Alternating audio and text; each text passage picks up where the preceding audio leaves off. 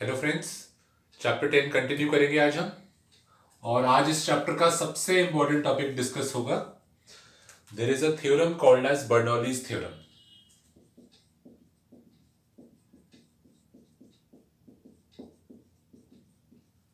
Fluids के लिए जब भी फ्लूइड्स फ्लो कर रहे होते हैं तो एक बहुत इंपॉर्टेंट थ्योरम है called as Bernoulli's theorem. Scientist का नाम है, उस पर बेस्ड है।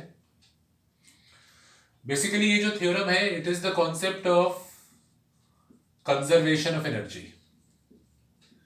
जैसे आपने जब पिछले चैप्टर्स पढ़े थे मोशन के, उसमें आपने एक चीज पढ़ी थी, कंजर्वेशन ऑफ मैकेनिकल एनर्जी।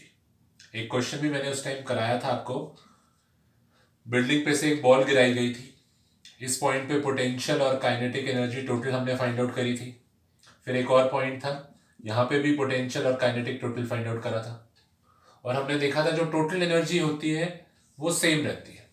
जैसे जैसे बॉल गिर रही है, उसकी अगर पोटेंशियल एनर्जी डिक्रीज हुई है तो काइनेटिक एनर्जी इंक्रीज हुई है, पर जो टोटल एनर्जी थी वो कांस्टेंट थी। This is called as conservation of energy या कंजर्वेशन ऑफ मैकेनिकल एनर्जी। तो बर्नौली थ्योरम जो है वो इसी प्रिंसिपल पर बेस्ड है, पर for the case of a fluid. देखते हैं क्या हो रहा है इसमें।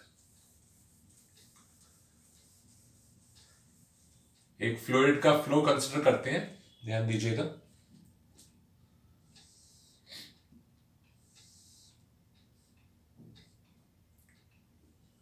एक हमारे पास पाइप है जिसमें पानी फ्लो कर रहा है। कोई भी रैंडम हमने शेप मानी हुई है। ये पाइप, इस पाइप में पानी फ्लो कर रहा है। ये हमारा पॉइंट 1 है एंड दिस इज पॉइंट 2। ठीक है, पानी यहां से फ्लो करके ऊपर वाले में जा रहा है। इस पॉइंट पे जो एरिया है वो A1 है, इस पॉइंट पे जो एरिया है वो A2 है। इस पॉइंट की जो हाइट है वो H1 है, इस पॉइंट पे जो हाइट है वो H2 है। यहां पर पानी की जो स्पीड है, जिस स्पीड से पानी फ्लो कर रहा है, दैट इज V1। ठीक है, मान लीजिए अभी पानी यहां पर है, ये पानी का लेवल है। V1 स्पीड से ये लेवल आगे जाएगा। और सेम यहां पर भी है, पानी का लेवल यहां पर है, पर स्पीड डिफरेंट होगी। वो तो आप इक्वेशन ऑफ कॉन्टिन्यूटी से समझ सकते हैं। एरिया चेंज हुआ है तो स्पीड भी चेंज हुई होगी, V2। ठीक है ना। अच्छा, एक चीज और, यहां पर पानी को आगे भेजने के लिए पीछे से प्रेशर लगाया जा रहा है। तो the pressure at this point is P1। और जिस जगह पानी को भेज रहे हैं यहां पर पहले से जो प्रेशर है वो P2 है। अब अगर आप ये नहीं समझ पाए कि प्रेशर क्या है, तो एक एग्जांपल देखिए। सपोज करिए किसी घर के ऊपर एक ओवरहेड वाटर टैंक है। एक पाइप से उस ओवरहेड वाटर टैंक पे पानी भरा जाता है। ठीक है, ये हमारा वाटर टैंक है ओवरहेड। अब पानी अपने आप तो ऊपर जाएगा नहीं, क्योंकि हाइट है, ग्रेविटी के अगेंस्ट उसको जाना है। तो ऊपर भेजने के लिए आपने यहां पर मोटर लगाई हुई है। दिस इज योर मोटर, या आप कह सकते हैं पंप लगाया हुआ है। पंप जो है या मोटर जो है वो पानी को पे प्रेशर क्रिएट करती है। उस प्रेशर की वजह से वो पानी ऊपर चढ़ता है। तो यहां वाला जो प्रेशर है P1, ये आप अज्यूम कर सकते हैं मोटर ने लगाया हुआ होगा। मोटर एक प्रेशर क्रिएट करती है, उस प्रेशर की वजह से it is a high pressure. P1 is the high pressure, जिसकी वजह से पानी आगे बढ़ेगा। तो ये हमारा वो वाला प्रेशर है जो पानी को आगे पुश कर रहा है। अच्छा, P2 क्या है? अब जिस जगह आप पानी भर रहे हैं, ये आपका ओवरहेड टैंक है। इसमें हो सकता है पहले से भी कुछ पानी हो, ऐसा जरूरी नहीं है कि वो पूरा खाली हो टैंक। तो हो सकता है जहां पर आप पानी भर रहे हो वहां पर कुछ प्रेशर ऑलरेडी हो। मान लीजिए आधा टैंक ऑलरेडी भरा हुआ है, तो जिस जगह पानी मैं भेज रहा हूं, क्या वहां पर कोई प्रेशर नहीं है पहले से? वहां पर भी तो कुछ प्रेशर है, वहां पर कुछ पानी ऑलरेडी है। तो वहां का जो प्रेशर है, जिस जगह हम पानी भेज रहे हैं, उस जगह जो प्रेशर है उसको मैंने P2 बोला है। ऑब्वियसली P2 जो होगा वो P1 से कम होगा। P1 बड़ा होना चाहिए, तभी तो पानी यहां से यहां फ्लो करेगा। अगर P2 बड़ा होता तो पानी उल्टा नीचे आ जाएगा, तो motor should create a higher pressure, तभी पानी आगे फ्लो करेगा। तो P1 वो प्रेशर है जो पानी को आगे पुश कर रहा है, और P2 वो है जो चाहता है कि पानी वापस नीचे आ जाए। टैंक में हाफ टैंक पानी भरा हुआ है मान लीजिए, अगर आप मोटर नहीं चलाएंगे तो क्या होगा, ये पानी नीचे आने लगेगा। तो वो जो ऑलरेडी प्रेजेंट पानी है वहां पर, उसका जो प्रेशर होगा HROG, वो प्रेशर इनलेट से P2 है। वो चाहता है कि पानी नीचे आ जाए, ये चाहता है पानी ऊपर चला जाए, and P1 should be high, तभी पानी आगे की तरफ फ्लो करेगा। ठीक है, तो फिगर समझ में आनी चाहिए, बहुत सिंपल सी फिगर है। यहां के जो भी पॉइंट्स हैं उनको 1 लेबल करा गया है, यहां पे जो भी चीजें हैं उनको 2 लेबल करा गया है। Now consider a time t, time consider करते हैं। अब t टाइम में जो पानी था वो आगे जाएगा, कुछ स्पीड थी उसकी v1, तो कुछ डिस्टेंस ट्रेवल करेगा, वो यहां से कुछ डिस्टेंस आगे चला गया, यानी पानी का लेवल अब यहां पर आ गया। तो what is the distance travelled? Distance is equal to speed into time. तो ये जो डिस्टेंस ट्रेवल हुआ है, ये डिस्टेंस आ जाएगा v1 into T, this is v1 into T. यहां पर जब यहां से पानी आगे बढ़ा है तो वहां से भी तो पानी आगे आएगा, वहां से पानी का लेवल यहां आ गया, और जो डिस्टेंस ट्रेवल हुआ है ये वाला, ये हो जाएगा स्पीड इंटू टाइम v2t। ठीक है, अच्छा अब यहां से जो प्रेशर है वो कितना फोर्स लगा रहा होगा, जो मोटर ने प्रेशर क्रिएट करा हुआ है P1, उस प्रेशर की वजह से पानी पर फोर्स लग रहा होगा। ये वाला फॉर्मूला यूज करिए, pressure is equal to force upon area. तो force is equal to pressure into area. यहां से क्या फोर्स लग रहा होगा, प्रेशर इंटू एरिया। तो यहां से जो फोर्स लग रहा होगा F1, वो होगा P1A1, और मोटर आगे की तरफ पानी को पुश कर रही है, तो फोर्स आगे की तरफ है। मोटर चाहती है कि पानी आगे बढ़े, वहां से जो फोर्स लग रहा होगा इस तरफ, अज्यूम करिए वहां पर ऑलरेडी एक टैंक है जिसमें पानी भरा हुआ है, तो वो पानी जो ऑलरेडी भरा हुआ है वो तो नीचे आने की कोशिश कर रहा है ना, तो वो तो नीचे की तरफ फोर्स लगा रहा है। तो वो जो फोर्स होगा F2 is equal to P2 into A2, pressure into area. ठीक है, अब ध्यान से देखिए, फिगर अब हमारी कंप्लीट हो गई, जितनी भी चीजें हमें शो करनी थी हमने फिगर में शो कर दी। ठीक है, अब देखते हैं पॉइंट 1 पर, what is the work done eight, इस पॉइंट को बोल दीजिए इनलेट, इसको बोल दीजिए आउटलेट, या इसको बोल दीजिए पॉइंट 1, या इसको बोल दीजिए पॉइंट A, और इसको बोल दीजिए point B। It is up to you कैसे नेमिंग करें आप। Work done at A, Fs cos theta, इस पॉइंट पे मैं वर्क डन निकाल रहा हूं। फोर्स कितना लगा है, P1A1, देखिए P1A1। डिस्प्लेसमेंट कितनी हुई है, V1 इंटू टी, और एंगल है 0 डिग्री यानी 1। एंगल 0 डिग्री क्यों है, क्योंकि मोटर ने फोर्स भी आगे की तरफ लगाया है और पानी गया भी आगे की तरफ है। ध्यान से समझो, मोटर जो है वो आगे की तरफ धक्का दे रही है पानी को, और पानी जा भी आगे रहे, तो दोनों के बीच का एंगल 0 डिग्री है। तो वर्क डन आ गया P1A1 V1 इंटू टी। अब एक चीज देखिए, A1 into V1, area into velocity. अगर आप रिकॉल करें, हमने एक टर्म पढ़ी थी volume flow rate, area into velocity. तो A1 V1 को हम लिख सकते हैं वॉल्यूम फ्लो रेट। एरिया है A1 और V1 है वेलोसिटी, तो area into velocity can be written as the volume flow rate. ठीक है, अभी आगे देखेंगे, इसको लिख देंगे बाद में, इसको अभी मार्क कर दो 1। अब same work done at B, इस पॉइंट पे क्या वर्क डन हुआ है, सेम लॉजिक लगाइए, work done is equal to Fs cos theta, force है P2A2। देखिए सब कुछ लिखा हुआ है फिगर में, ठीक है ना। फिगर अगर सही से बना लोगे ना तो स्टेप्स में कहीं दिक्कत नहीं आएगी, सीधा वहां से देखकर यहां लिख देना। फोर्स है P2A2, डिस्प्लेसमेंट कितनी हुई है, पानी आगे ही गया है, पानी नीचे नहीं आया क्योंकि मोटर का प्रेशर ज्यादा था, तो पानी गया तो आगे की तरफ ही है। देखिए वेलोसिटी राइट में है, डिस्प्लेसमेंट भी राइट में है, तो डिस्प्लेसमेंट हुई है v2 इंटू टी, और यहां पे माइनस आ जाएगा। माइनस क्यों आएगा सोचो, क्योंकि वहां से जो पानी ऑलरेडी प्रेजेंट होगा वहां पर, वो नीचे आना चाहता था। फिर से वही फिगर देख लीजिए, ये ओवरहेड टैंक है, इसमें पानी भरा हुआ है। अब ये जो पानी है ये इस तरफ से नीचे आना चाहता है, इधर की तरफ फोर्स लगा रहा है, पर हो क्या रहा है यहां पर, इसमें जो लिक्विड है, मोटर जो है वो ज्यादा फोर्स लगाकर इसको ऊपर की तरफ भेज रही है। तो ऊपर वाला जो पानी था वो फोर्स लगा रहा था लेफ्ट में, पर जो पानी है उसकी डिस्प्लेसमेंट कराई जा रही है राइट में। तो एंगल देखिए 180 डिग्री हो गया। ध्यान से समझो, एक बार में नहीं समझ में आ रहा वीडियो पॉज कर लो, थोड़ा सा सोचो इस बारे में कि 180 डिग्री क्यों है और यहां पे 0 डिग्री क्यों है। यहां पर मोटर ने फोर्स लगाया राइट की तरफ और पानी भी गया राइट की तरफ 0 डिग्री। यहां पर ये प्रेशर मोटर का नहीं है, ये P2 जो प्रेशर है ये वहां पर जो भी चीज वहां पर ऑलरेडी प्रेजेंट थी, जो फोर्स इस तरफ लगानी थी,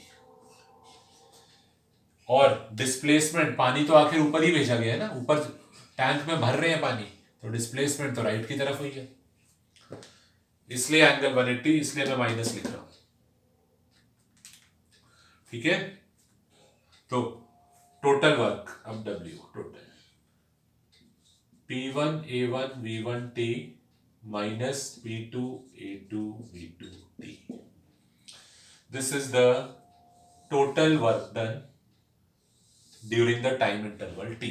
T टाइम में इस पानी के ऊपर, ये जो पानी है हमारा यहां से, इसके बाद जो भी पानी था ये,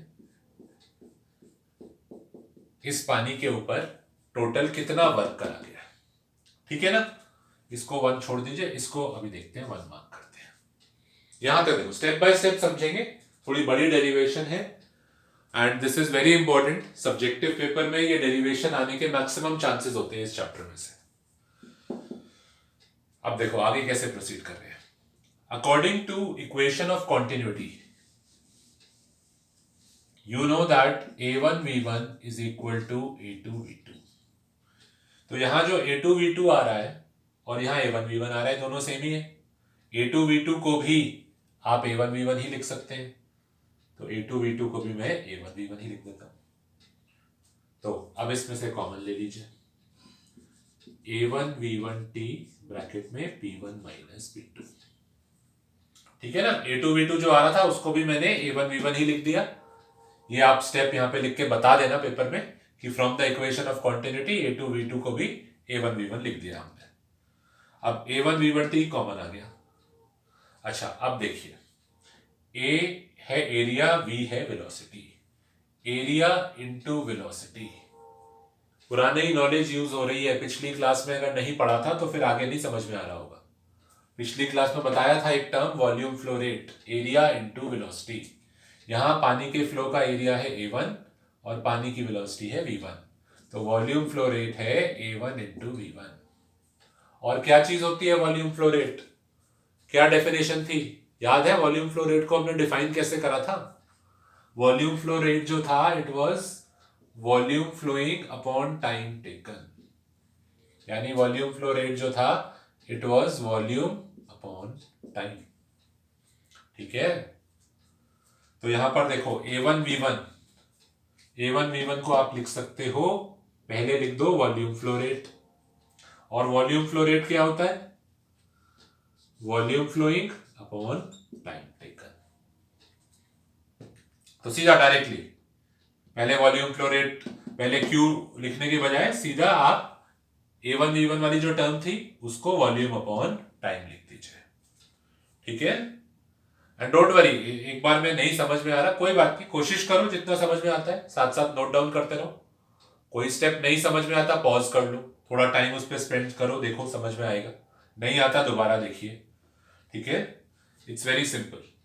तो फिर से बता देते हैं, यहां पर जो टर्म थी A1 V1, मैंने A1 V1 T को कॉमन लिया था, तो area into velocity, area into velocity होता है वॉल्यूम फ्लो रेट, तो A1 इंटू V1 को वॉल्यूम फ्लो रेट लिख सकते हैं। पर वॉल्यूम फ्लो रेट की डेफिनेशन क्या होती है? What is volume flow rate? Volume flow rate is the volume of liquid flowing per unit time. यहां से टी कैंसिल हो जाएगा, तो जो इफेक्टिवली टोटल वर्क डन आया वो आया P1 minus P2 into we. ये अजीब सा भी मैंने इसमें लिखा है क्योंकि ये वेलोसिटी नहीं है, दिस स्टैंड्स फॉर वॉल्यूम, ठीक है ना। ये वाला जो V है ये वॉल्यूम के लिए है, यानी जो पानी फ्लो कर रहा है उसका, ये जो पाइप में पानी है यहां से यहां तक, इस पानी का वॉल्यूम, ठीक है। तो now this is the work done. तो डेरिवेशन का फर्स्ट पार्ट हमने करा, what is the work done इस पानी के पार्ट को फ्लो कराने के लिए, this is the work done. अब अगर आप वर्क एनर्जी थ्योरम पर जाएं तो वर्क एनर्जी थ्योरम कहती है कि वर्क डन जो होगा जितना, एक सिंपल, कोई थ्योरम भी छोड़ो, एक सिंपल सी बात, मैंने एक फिजिक्स का कॉन्सेप्ट बहुत बार आपको बताया है, बहुत बार हम आगे भी पढ़ने वाले हैं इस बात को, कि किसी चीज के अंदर एनर्जी कब आती है। कोई ऑब्जेक्ट है, नॉन लिविंग थिंग है, इस ऑब्जेक्ट में एनर्जी कब आएगी? सोचो, अपने आप तो आ नहीं जाएगी, या खाना खा के तो एनर्जी इसको मिल नहीं सकती नॉन लिविंग थिंग को। तो किसी भी नॉन लिविंग थिंग को एनर्जी कब मिलेगी? एनर्जी इसको तब मिलेगी जब मैं इसके ऊपर वर्क करूंगा। सपोज मैंने 100 जूल का वर्क करा, इसको धक्का लगाया, ऊपर उठाया, जो भी करा मैंने इसके ऊपर 100 जूल का वर्क करा, तो मेरे वर्क करने से इसके अंदर एनर्जी आ गई। और कितनी एनर्जी आई इसके अंदर बताओ? इसके अंदर एनर्जी कितनी आई?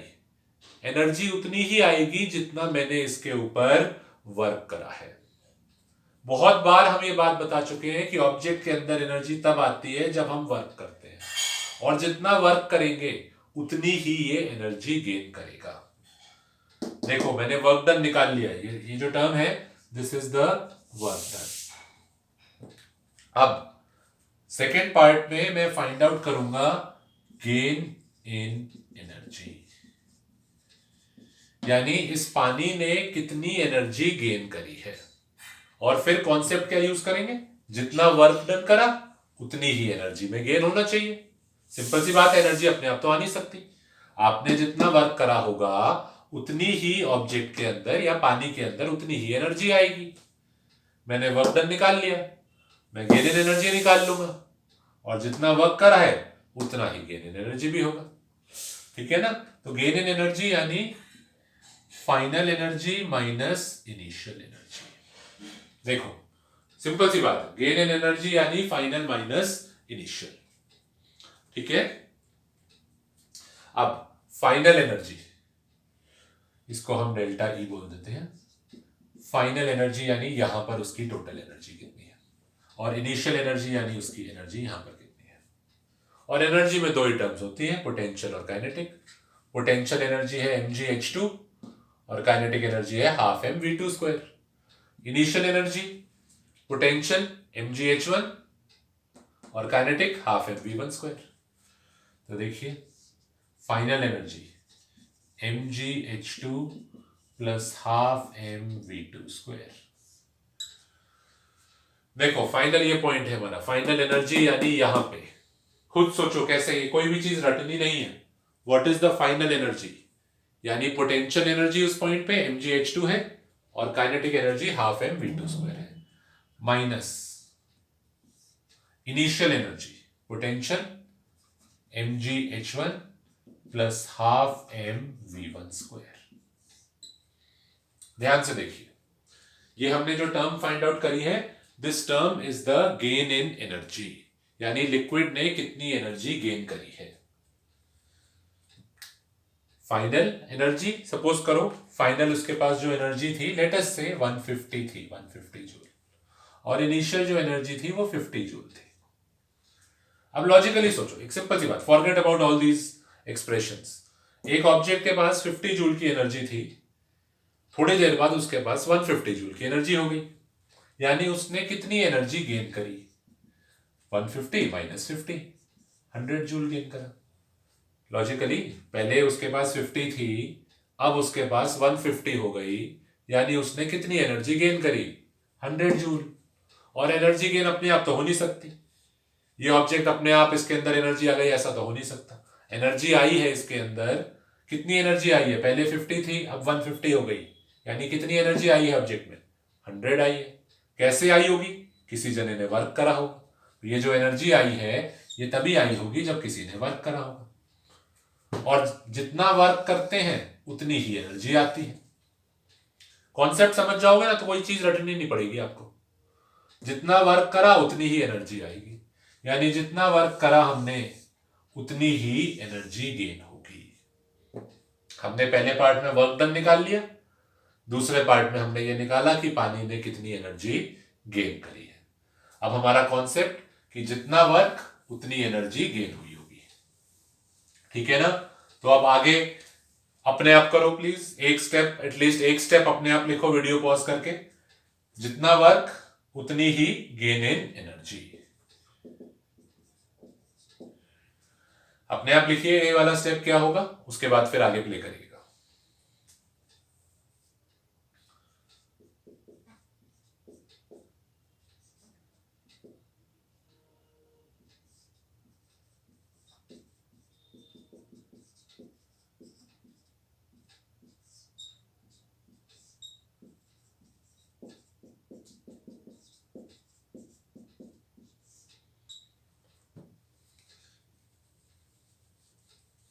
ये देखिए, ये हमने दोनों को इक्वेट कर दिया।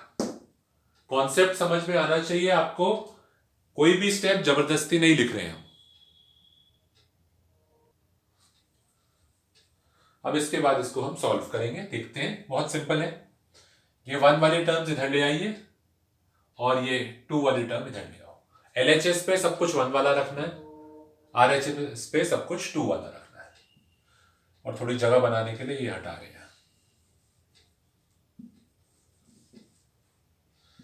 ये सब हमने लिख दिया ऊपर, तो इसको इरेज कर रहे हैं।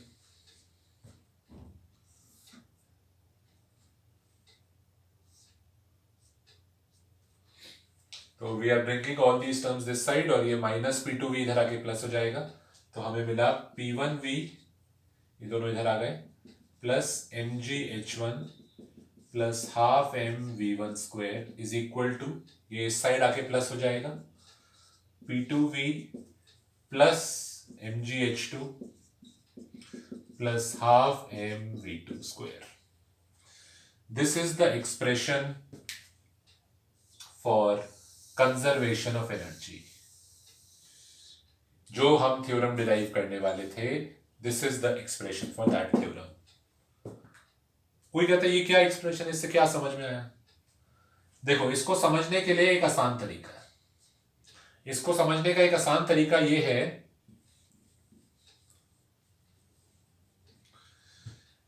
जैसे ये टर्म देखकर आप पहचान रहे हो MgH2 यानी MgH, तो ये टर्म आपको देख के पता लग रहा है this is the potential energy term. Half MV2 square ये काइनेटिक एनर्जी टर्म है। तो ऐसे ही एक टर्म और आ रही है, और आप जानते हैं डायमेंशंस की वजह से कि टर्म्स जो ऐड होती हैं they must have the same dimensions. आप एनर्जी में मास को या एनर्जी में टाइम को ऐड नहीं कर सकते, एनर्जी में एनर्जी ही ऐड होगी। ये एनर्जी है, ये एनर्जी है, तो ये टर्म भी एनर्जी होगी। यानी अभी तक हमें ये लगता था कि जो मैकेनिकल एनर्जी है that is potential energy plus kinetic energy, पर यहां पोटेंशियल एनर्जी और काइनेटिक एनर्जी के साथ एक टर्म और आ रही है, यानी फ्लूइड्स के केस में पोटेंशियल एनर्जी तो होती है, काइनेटिक एनर्जी भी होती है, पर एक टर्म और भी होती है। इस टर्म में प्रेशर आ रहा है, तो इस टर्म को हम नाम दे देते हैं प्रेशर एनर्जी।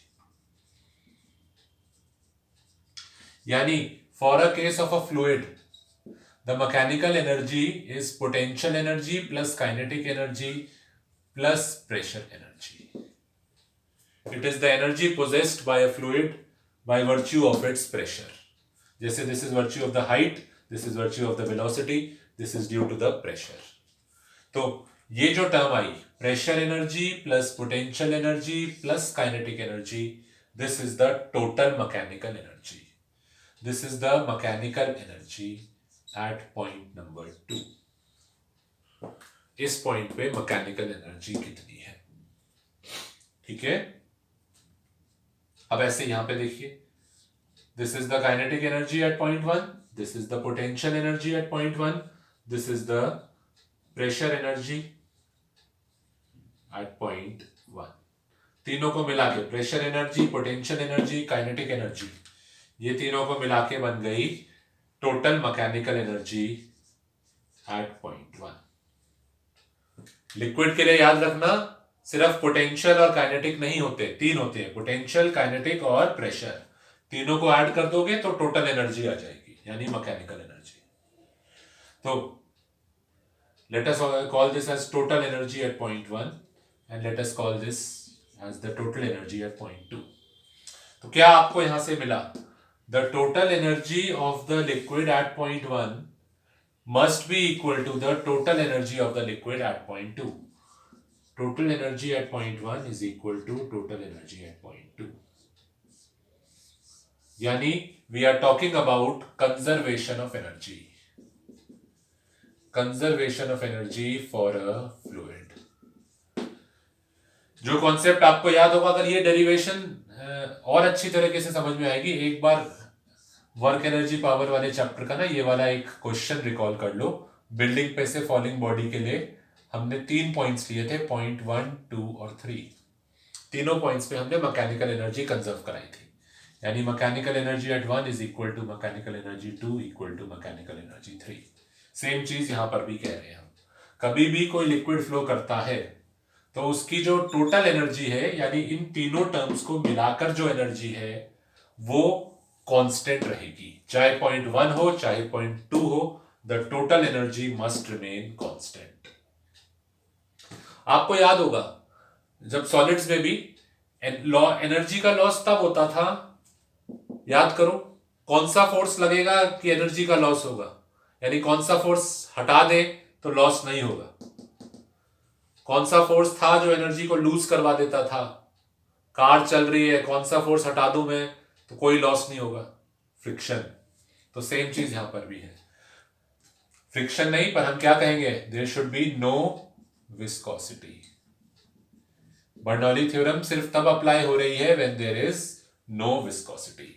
अगर विस्कोसिटी होगी यानी पानी के फ्लो में ऑपोजिशन आएगा, तो फिर ऑब्वियसली विस्कोसिटी की वजह से, जैसे फ्रिक्शन होता है, जब फ्रिक्शन होता है तो आप देखते हैं हीट प्रोड्यूस होती है, वो हीट आपके ऑब्जेक्ट की एनर्जी को कम कर देती है, तब आप ये नहीं कह सकते दोनों बराबर होंगे।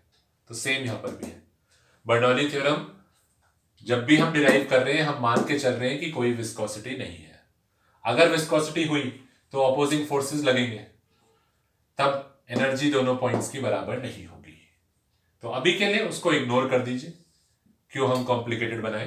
बर्नौली थ्योरम कह रही है कि कोई विस्कोसिटी अभी नहीं है, उसको अगर है भी थोड़ा बहुत इग्नोर कर दो, ठीक है। If that is ignored then the total energy must remain conserved, ठीक है। अच्छा, इसको यूज करने का ना, जब न्यूमेरिकल में यूज करोगे, एक और आसान फॉर्म है, one easier form is divide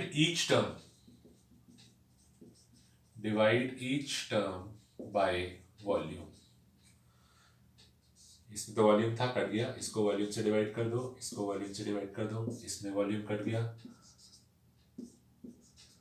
her term में v से डिवाइड करते, यहां तो v से v कट गया। अच्छा, यहां मास अपॉन वेलोसिटी बन गया डेंसिटी, यहां मास अपॉन वेलोसिटी बन जाएगा डेंसिटी, यहां तो v कैंसिल हो गया, mass upon volume density, mass upon volume density. ऐसा करने से ना फायदा क्या हुआ, मास m और v दो वेरिएबल हट गए और उसकी जगह रो आ गया, और रो तो हमें पानी का पता है 1000 होता है, तो हमारे वेरिएबल्स कम हो गए। इस तरीके से न्यूमेरिकल्स में ये वाला फॉर्म लगाना ज्यादा आसान होगा, P1 plus row g h1 plus half row v1 square is P2 plus row g h2 plus half row v2 square. Numerical अगर आता है तो ये वाला फॉर्म यूज करिए बर्नौली थ्योरम का, उसमें वॉल्यूम और मास वो सब हमारे बस की बात नहीं है कैलकुलेट कर पाना, तो वो सब हमने हटा दिया, डेंसिटी के टर्म्स में इक्वेशन लिखी है, and this is very easily applicable in numericals. वो कराएंगे भी तब आप लोग समझ जाओगे। या इसको ऐसे भी लिख सकते हो, pressure plus rho g h plus half rho v square is constant. Constant यानी इसकी वैल्यू दोनों जगहों पर सेम आती है। ठीक है, तो ये बर्नौली थ्योरम है, बहुत इंपॉर्टेंट है, डेरिवेशन भी, इस पे न्यूमेरिकल्स भी करेंगे तो वो भी बहुत इंपॉर्टेंट है। न्यूमेरिकल्स जब कराएंगे तो आपको पता लगेगा कैसे टाइप के न्यूमेरिकल आते हैं।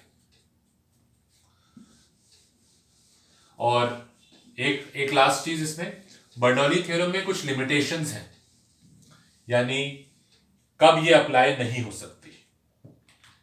ये जो थ्योरम है इसमें क्या लिमिटेशन है? पहला लिमिटेशन है there should be no viscosity, यानी it is applicable only for non viscous liquids.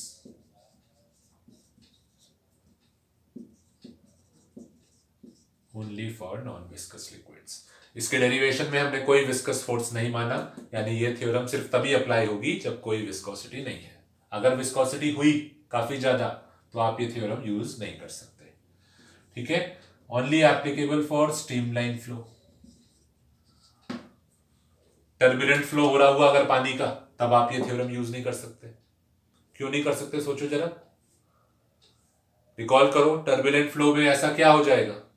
हमने आपको बताया था टर्बुलेंट फ्लो जब होता है तो पार्टिकल्स आपस में टकराते हैं, आपस में टकराने से कुछ एनर्जी लूज हो रही है, यानी हीट की फॉर्म में या किसी और फॉर्म में डिसिपेट हो रही है। तब आप नहीं कह सकते कि यहां की एनर्जी बराबर होगी। तो ये थ्योरम अप्लाई होती है streamline flow of a non viscous liquid. ठीक है, दो लिमिटेशंस बता दिए मैंने, एक और आप पीडीएफ में से देख लीजिएगा। और इसकी definition, what is the statement of the theorem? Theorem कहती है for the streamline flow of a non viscous liquid the total energy at all points must remain constant. यानी स्ट्रीमलाइन फ्लो हो रहा है जब नॉन विस्कस लिक्विड का, तो total energy हर point पर सेम होनी चाहिए। और टोटल एनर्जी में 3 टर्म्स आती है। ठीक है, तो with this we will finish the class.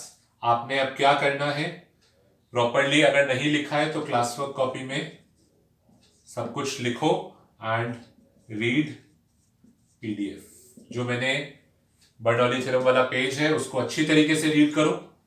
उसमें कोई और ऐसी चीज है जो आपने क्लास वर्क में नहीं लिखी तो उसको भी क्लास वर्क कॉपी में ऐड करो। क्लास वर्क कॉपी अच्छी तरीके से बनाना बहुत इंपॉर्टेंट है। ठीक है ना, class work copy should not be a rough copy.